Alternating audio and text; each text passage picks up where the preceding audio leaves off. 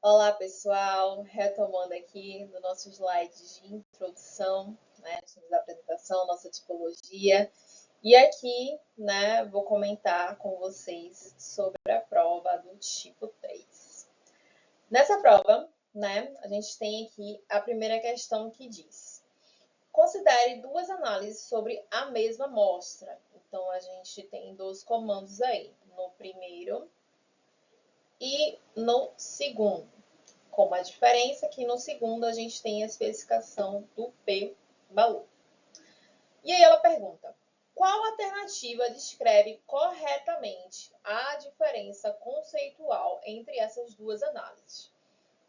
Na letra A, diz que ambas são testes de hipótese, apenas com níveis de significância diferentes. E isso está errado.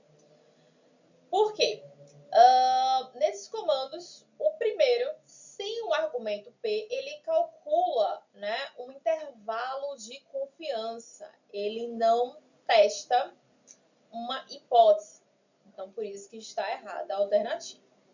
Na B fala que a primeira é uma estimação por intervalo, enquanto a segunda realiza um teste de hipótese. E aí, essa é a correta, né? Baseado no que a gente já falou na letra A. Na análise 1, o foco é estimar, né, essa proporção, esse intervalo de confiança, enquanto que na análise 2, ela testa, né, explicitamente aí a nossa hipótese, né, onde o p-valor ele passa a ter, né, uma interpretação relevante nessa análise 2. Seguindo, a letra C fala que a primeira calcula o p-valor e a segunda não. E aí ela tá errada, né? Que a gente sabe que as demais vão estar erradas porque a B já tá certa. Mas ela tá errada porque ambas, né, as análises elas realizam esses cálculos estatísticos, mas a primeira ela não testa nessa proporção para uma hipótese nula, né, em específica. A letra D fala que a segunda calcula p-valor e a primeira não. E ela está errada, né? O comando, ele sem um argumento, ele realiza apenas uma estimação por intervalo, não realiza um teste de hipótese. E por fim, a letra E fala que não existe diferença entre as duas análises, apenas sintaxe alternativa. E como a gente viu, isso está errado, né? Realmente não se trata apenas de uma síntese, mas também de objetivos estatísticos, de produtos estatísticos bem distintos. Por isso, para essa primeira alternativa, a alternativa correta é a letra B. Seguindo, na segunda questão, né, a gente tem também, né, dois comandos em que ele fala aqui: considere dois códigos aplicados à análise de diâmetros de agregados, né, que seria em milímetros. Na 1, a gente tem o IST, né, e o 2, o barplot, mais alguns comandos, né, dentro dele. Então, se pergunta, qual afirmação é mais correta, né, avaliando esses dois códigos? A letra A fala aqui: eles são completamente diferentes e não podem representar a mesma informação. E isso está errado. Um barplot de frequências de classes, né, como está demonstrado aí, ele também pode mostrar a distribuição, né, de dados contínuos, embora que está sendo feito de uma forma, né, categorizada. A letra B fala que o segundo, né, código ele é incorreto porque usa categorização artificial. E aqui, essa alternativa ela também está errada, né? Categorizar dados contínuos, ele não torna a representação incorreta, né? Ele ainda mostra a distribuição, embora de uma forma um pouco, né, menos precisa. Na letra C, fala que ambos podem representar a distribuição, mas o histograma é mais adequado conceitualmente. E aí, essa é a alternativa correta, né? A gente tem aqui a função cut, que está dentro do barplot, ele acaba transformando os dados contínuos em categorias, né? Já o barplot, ele simula aí, dentro desse contexto, um histograma, né? Lembrando que o barplot é o que a gente conhece como gráfico de barras. Só que o histograma, ele acaba mais direto, né? E acaba mantendo uma interpretação estatística assim mais adequada, né? Então, o segundo método, ele é válido, funciona, mas não seria realmente o ideal. O ideal seria, né, o primeiro código, mas a alternativa está correta. Na letra D, fala que o bar plot é sempre superior por ser mais preciso. Então, com o que a gente acabou de comentar na letra C, essa alternativa ela é incorreta, né? Porque só essa transformação de dados contínuos em categorias pode haver aí uma distorção nessa distribuição. Então, os histogramas é o que representa, né, a maior precisão em comparação com o bar plot fazendo essa transformação. E a letra E fala que algumas vezes o bar plot é sempre superior por ser mais preciso, né? A diferença dessa para a letra D é que a letra D está afirmando que sempre, e a E algumas vezes, mas aí ela continua sendo, né, errada, né? Porque o bar plot, né, dados categorizados é menos preciso que o histograma, que é, né, o jeito mais natural e direto de realizar, né, essa análise. Então, que acaba, né, quando faz a transformação, perdendo aí a acessibilidade, né, da escala contínua original, né, dos dados. Então, para a segunda questão, a letra correta é a C. Partindo para a terceira, a gente tem que o pesquisador afirma: se um boxplot não apresenta outliers, então os dados seguem distribuição normal. Essa afirmação, ela é o quê? Tá? Então, a gente tem na primeira alternativa, ela é correta, pois distribuições normais não possuem outliers, e isso é errado, tá? A distribuição, ela pode ser não normal, mesmo sem apresentar outliers, não tem essa relação estritamente, tá? Na letra B, fala que é correta apenas para grandes amostras. De uma forma semelhante, né, com o está aí da justificativa da letra A, essa questão de tamanho não vai influenciar, né, nessa questão, porque realmente, independente disso, a distribuição pode ser normal, mesmo sem apresentar esses valores aí extremos. Na alternativa C, a gente tem que é parcialmente correta, pois o boxplot substitui teste de normalidade. E a gente sabe que isso é errado também, tá? A ausência, né, desses valores extremos do boxplot não substitui testes formais, né, que são específicos para atestar essa normalidade dos dados, né, que estão sendo estudados. Na letra D, a gente tem que é incorreta, pois a ausência de outliers não garante normalidade, que é o que a gente acabou, né, de comentar aqui. Então, essa é a alternativa correta da questão, que a gente tem que distribuições não normais, elas podem não apresentar outliers, né, que além disso também, o boxplot, ele sugere comportamento dos dados, né, ele não é um recurso para aprovar a normalidade desses dados. E a letra E diz que é incorreta, mas diz que é porque o boxplot ele não possui outliers. Isso aí está errado, né? Isso é uma característica do boxplot, que é justamente ele possui mecanismos específicos, né, projetados justamente para identificar e representar visualmente esses valores. Então, por isso, né, a resposta da terceira questão era a letra D. Na quarta, né, a gente tem que um pesquisador ele faz uma outra afirmação dizendo que a estatística ela pode existir sem probabilidade, pois basta calcular médias e gráficos. E aí? A letra A diz que isso é uma afirmação correta, pois estatística depende apenas de cálculos algébricos. E bem, como já podemos ter visto bastante nas aulas, isso é uma informação errada, né? A gente tem aí que a estatística inferencial, que é até requisitada, né, nos artigos, ela utiliza a probabilidade para fazer previsões sobre populações a partir de amostras, que não são apenas cálculos algébricos. A letra B fala que é correta para as grandes amostras, e isso também está errado, né? A gente tem que a estatística descritiva ela pode realmente ser feita sem probabilidade, mas a parte da inferencial, não, tá? Ela vai sempre depender de conceitos, né, probabilísticos. A letra C fala que é incorreta, pois a inferência estatística depende da teoria das probabilidades. Isso aí acaba atestando o que acabou, né, da gente comentar nas alternativas anteriores. Então, essa é a resposta da questão, né? A gente tem que a estatística descritiva, ela pode existir de forma isolada, sendo que a inferencial não, né? Então, a gente tem inferências, previsões, testes de hipótese, regressão, e tudo isso que depende diretamente da probabilidade.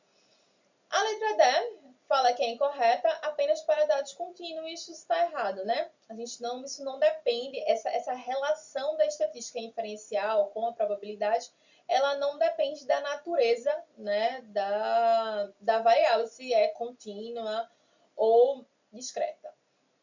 E a letra E fala que é correta apenas para amostras de dados superiores a 40 elementos. Então, com tudo que a gente já conversou, ela também é errada, já que essa dependência da estatística inferencial em relação à probabilidade é algo estrutural, né? Independe aí do tamanho da amostra, né, do caso que está sendo estudado.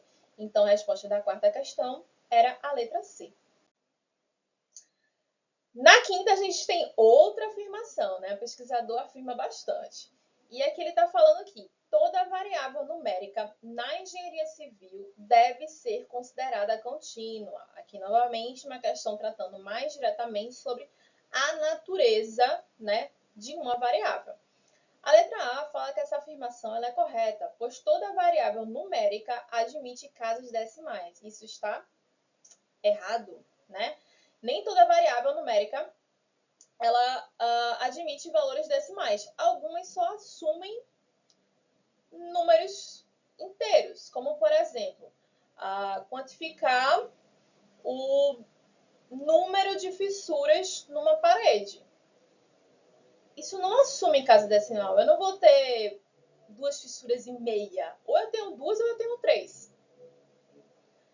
Na letra B, fala que essa afirmação é correta apenas para grandes amostras. Isso também está errado, tá? Nem toda variável numérica pode assumir aí qualquer valor, né? Algumas, como esse caso, por exemplo, do número de fissuras, né, que eu comentei, vai aceitar apenas números inteiros.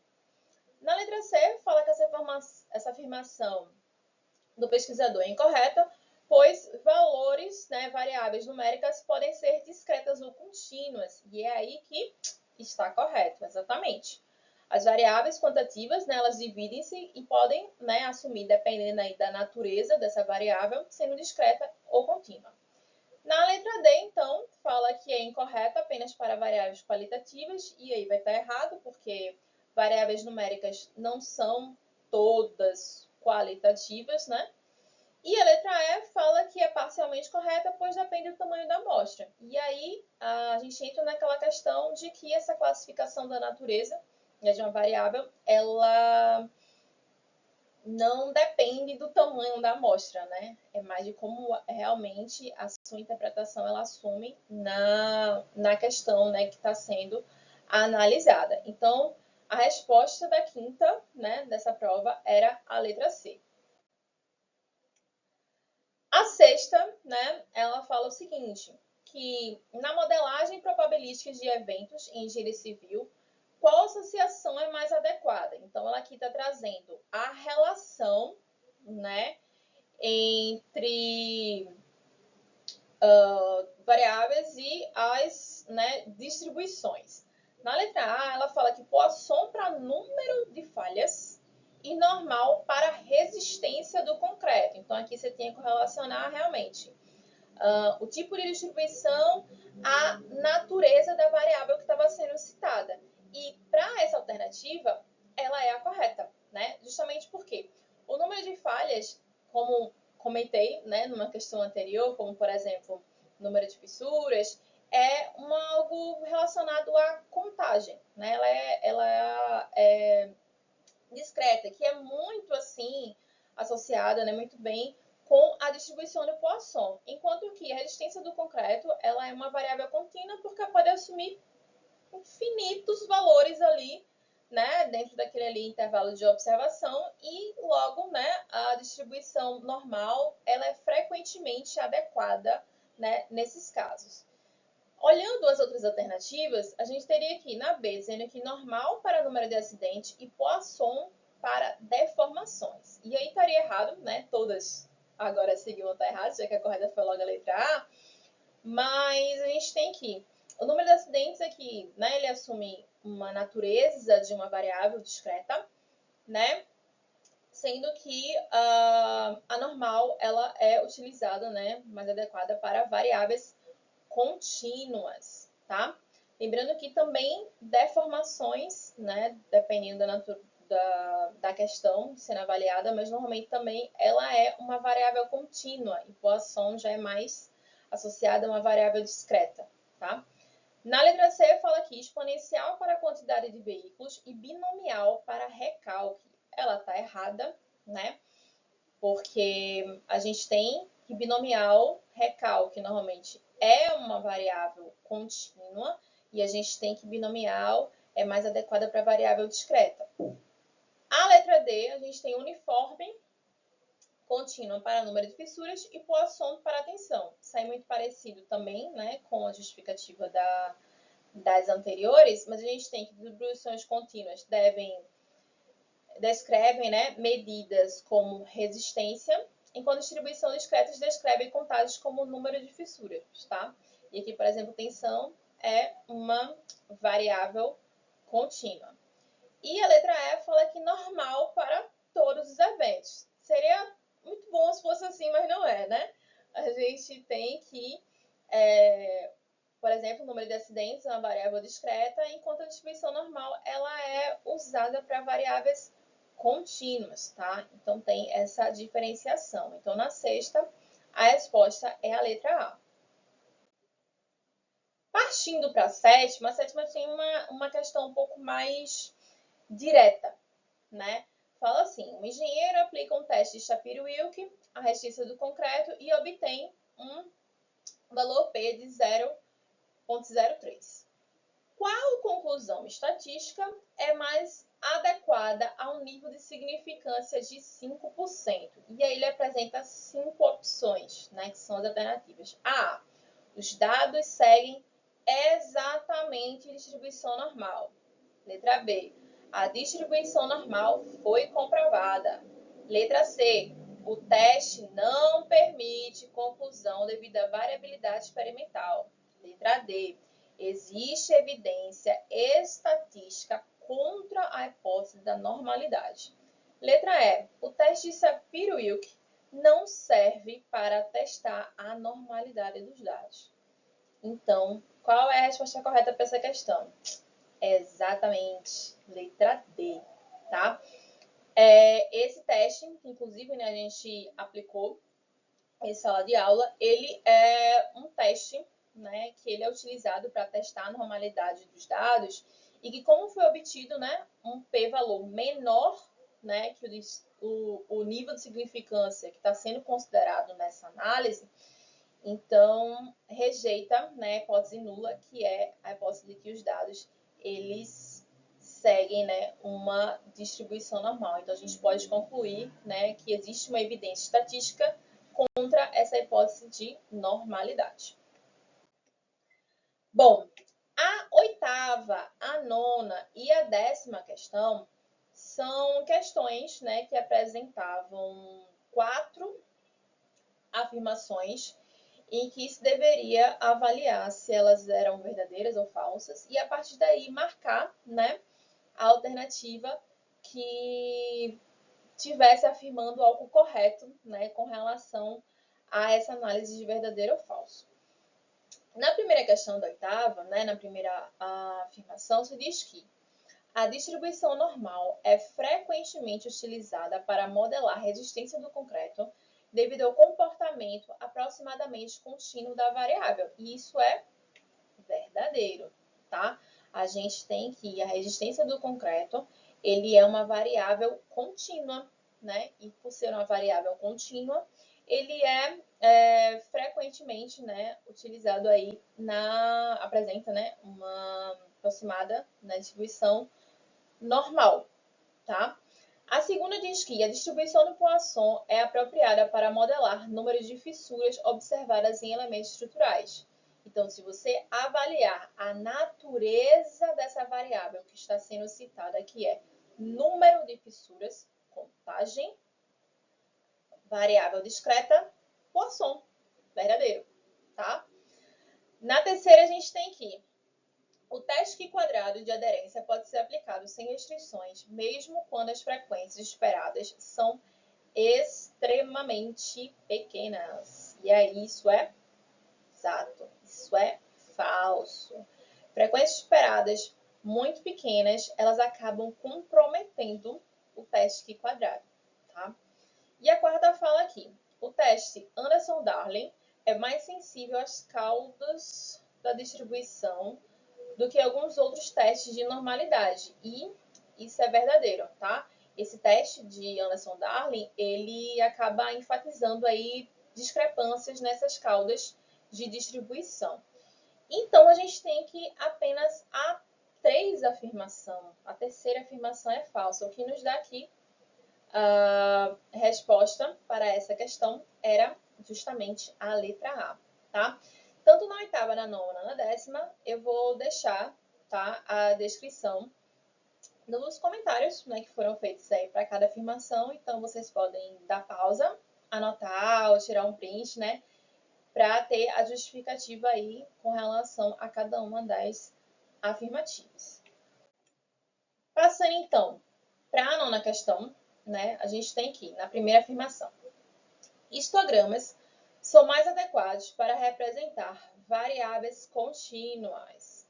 E como a gente viu, né, em outras questões aí no decorrer da prova, isso é verdadeiro, tá? Os histogramas, eles acabam representando as frequências, né, em intervalos. Então, é bastante adequado aí para variáveis contínuas, que podem, né, assumir aí N valores. A segunda fala aqui, gráficos de barras, né, o bar plot, eles são frequentemente utilizados para variáveis discretas. E como a gente bem sabe, isso também é verdade, tá? O gráfico de barras, eles acabam representando aí categorias ou valores discretos muito bem. A terceira fala aqui, em variáveis contínuas, os dados normalmente precisam ser agrupados em classes para representação gráfica. Isso também é verdadeiro, tá? Às vezes a gente tem até um banco de dados aí com muito grande, com repetição, então essa representação gráfica é bem bacana, né? Juntar em classes e muitas vezes o histograma, né, realiza um bom desempenho nesse caso.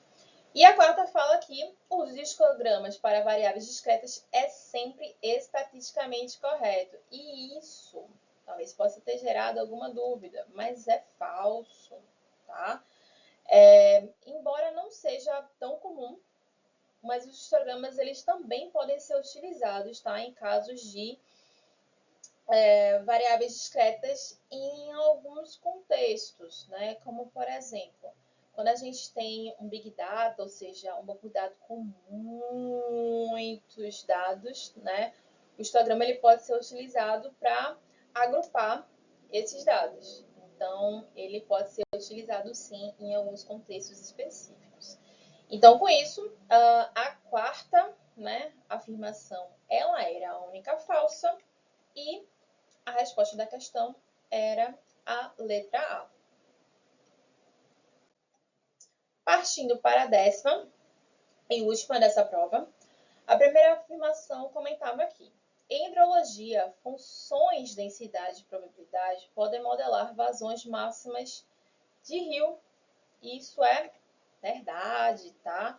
Principalmente nessa área de hidrologia, ela utiliza bastante, né, distribuições contínuas, como é o caso, né, dessa variável citada de vazões máximas de rios. A segunda afirmativa fala aqui, a distribuição normal é uma função densidade frequentemente usada para modelar variáveis contínuas em engenharia civil. E isso também é verdade. Como a gente bem comentada aí, né, durante as demais questões, a distribuição normal ela é amplamente, né, aplicada em contextos com variáveis contínuas. E na 3, variáveis discretas são descritas por funções densidades contínuas. E isso aí é falso, tá? No caso de variáveis discretas, elas usam a função massa de probabilidade. Tá? Então, essa alternativa era falsa. A quarta fala aqui: a área entre dois pontos na curva de densidade representa a probabilidade da variável assumir valores nesse intervalo. E isso é verdadeiro, né? Já que a gente tem aqui probabilidades são áreas aí em intervalos.